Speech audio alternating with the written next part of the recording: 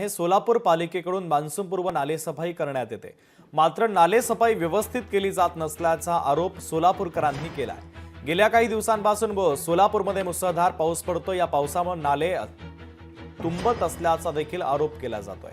याचा आढावा घेतला आमचे सोलापूरचे प्रतिनिधी वसीम अत्तार यांनी। आपण पाहूयात।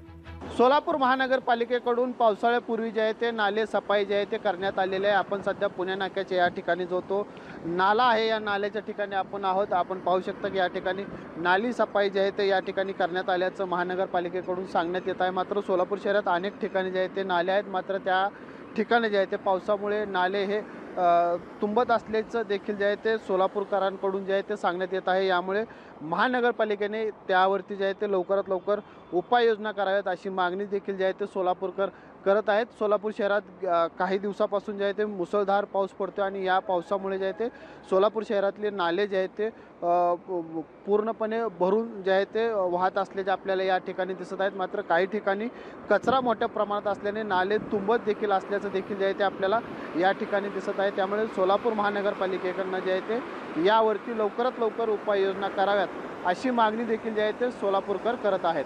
वसीम अत्तार, लोकशाही न्यूज, सोलापूर। लोकशाही मराठी ऐका, पहा, जागरूक रहा।